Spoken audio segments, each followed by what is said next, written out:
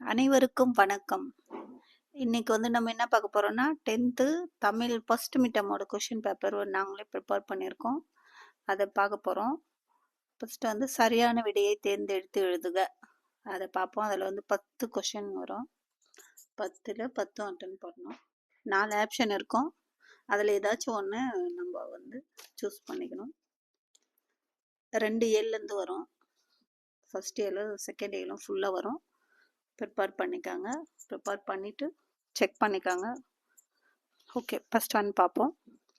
காலக்கணிதம் என்னும் இப்பாடப்பகுதி டேஸ் என்னும் தொகுப்பில் இடம்பெற்றுள்ளது. திரும்பவும் சொல்கிறேன். காலக்கணிதம் என்னும் இப்பாடப்பகுதி டேஸ் என்னும் தொகுப்பில் இடம்பெற்றுள்ளது. கீழே 4 ஆப்ஷன் கொடுத்துருக்கோம் பாருங்க. கனிச்சாறு, பாரதிதாசன் கவிதைகள், தேன் சிட்டு, கண்ணதாசன் கவிதைகள். இதில் எது ஆன்சர்னு பாருங்க. கண்ணதாசன் கவிதைகள் இதுக்கு ஆன்சரு. நெக்ஸ்ட் செகண்ட் ஒன் பிள்ளை என்பது டேஸ் இளநிலையை குறிக்கிறது. இதில் 4 ஆப்ஷன் இருக்கு. காய், பயிர், கடலை, தென்னை. இதோட ஆன்சர் தென்னை. தேர்ட் மொழி ஞாயிறு என்று அழைக்கப்படுபவர். இதில் 4 ஆப்ஷன் இருக்கு. கண்ணதாசன், பாரதியார், பாவலர் பெருஞ்சித்தனார், தேவநேய பாவானார். இதில் தேர்ட் ஆப்ஷன் தேவநேய பாவானார். ஃபோர்த்து செந்தமிழ் நா என்பதை பிரித்தால் எவ்வாறு வரும்?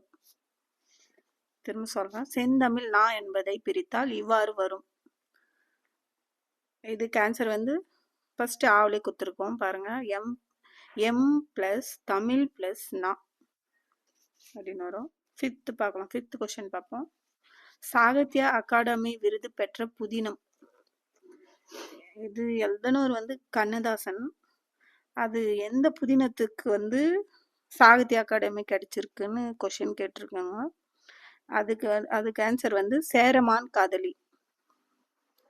சிக்ஸ்த் ஒன் சிக்ஸ்த் கொஸ்டின் சென்னி இலக்கண குறிப்பு வரைக. இதில் 4 ஆப்ஷன் கொடுத்துருக்கோம். வினைத்தொகை, இரண்டாம் வெற்றுமை தொகை, பெயரச்சம், பண்பு தொகை. இதை பிரிச்சா மை விகுதி பெற்று வருது. அதனால இது பண்பு தொகை. எப்படின்னா செம்மை குட்டல் தீன்னு வரும். அது பண்பு தொகை. இதுக்கு ஆன்சர் விசும்பு என்பதின் பொருள் கூறுக. விசும்புன்னா வானமா, முறையா, சிறப்பா, யுகமான் நம்ம சூஸ் பண்ணோம். அதுக்கு ஆன்சர் வானம். பரிபாடல் நூல்களில் ஒன்று. பரிபாடல் எந்த நூல்களில் ஒன்றுன்னு கேட்டிருக்கோம். இதில் 10 பாட்டையா, 8 தொகையா, நற்றிலையா? சரி, நற்றிலையில் நற்றினை. அது குறுந்தொகை. இதில் எதுன்னா 8 தொகை.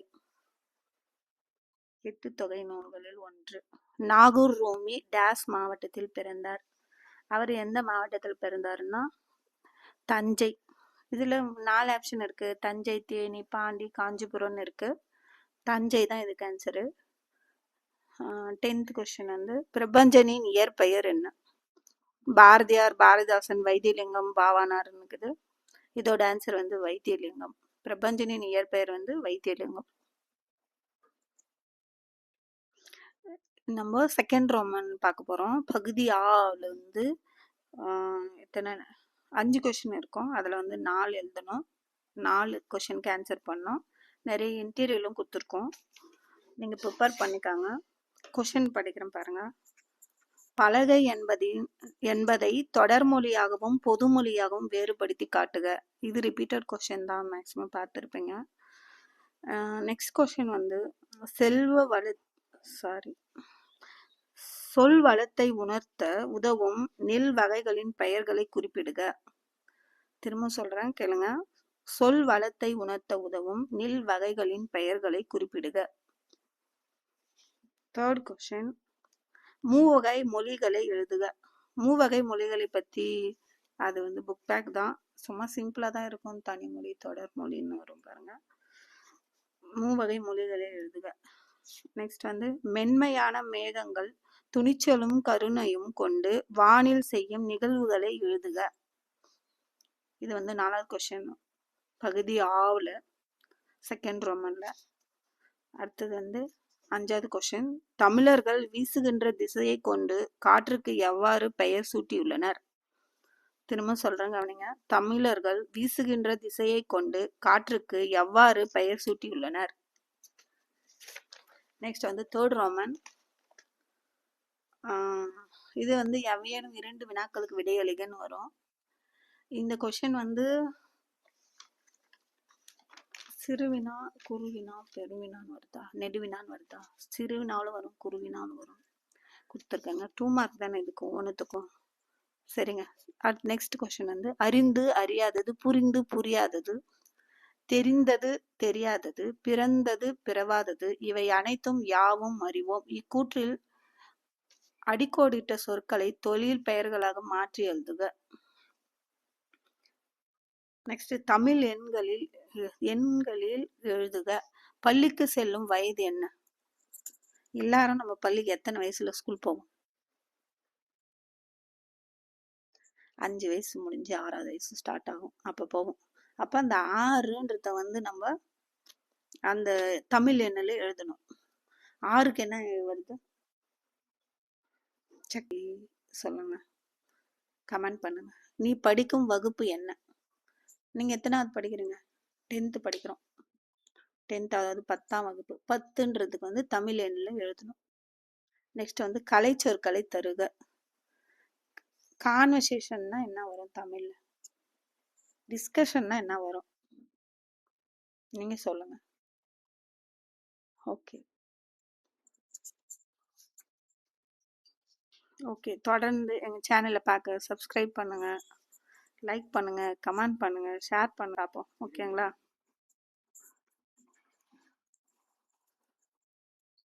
எவையேனும் 3 வினாக்களுக்கு விடையெழுக. 4th Roman. தமிழன்னை வாழ்த்துவதற்கான காரணங்கள் பாவலரேறு சூட்டுவன யாவை?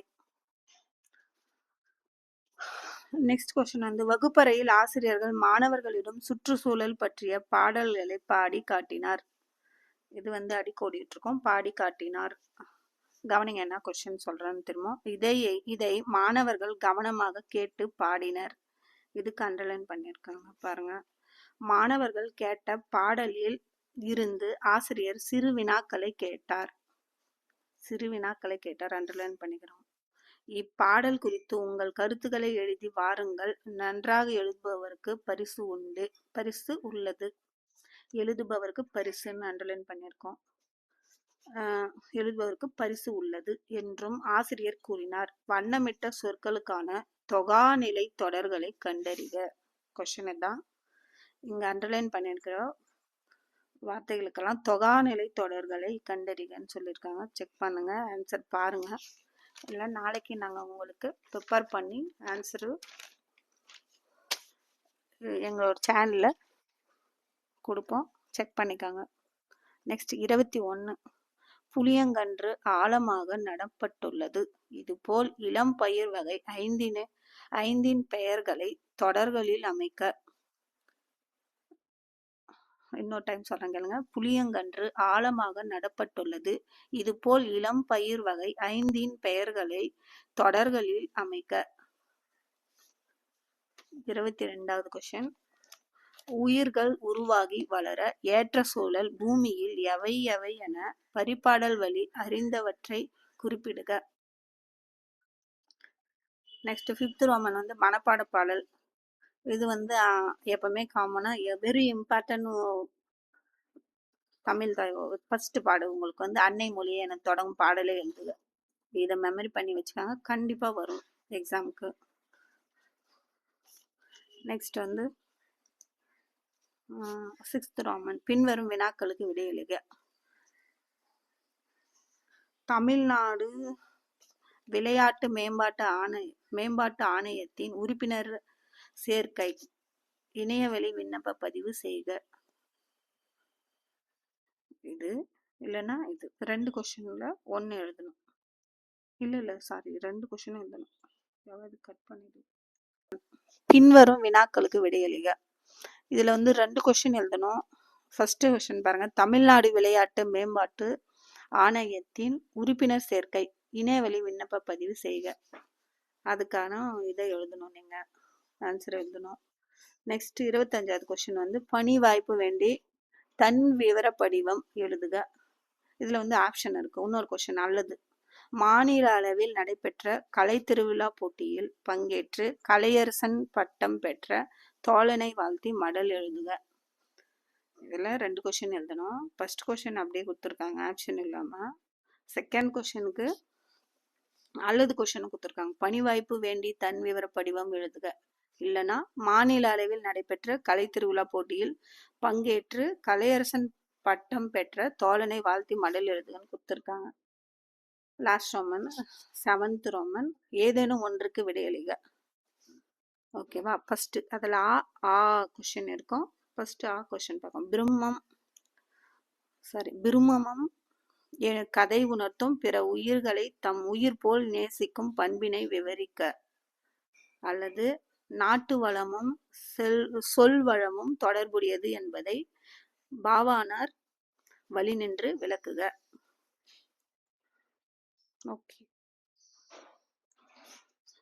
ஓகே எங்கள் சேனலை தொடர்ந்து பாருங்கள், சப்ஸ்கிரைப் பண்ணுங்கள், எங்களுக்கு ஆதரவு கொடுங்க. அப்போ தான் உங்களுக்கு மேலும் மேலும் எங்களோட சேனலில் உங்களுக்கு தேவையானதை நாங்கள் போட்டுகிட்டே இருப்போம். நீங்களும் கமெண்ட் பண்ணி தெரிவிங்க இதை போடுங்கன்னு. ஓகே, பாய்.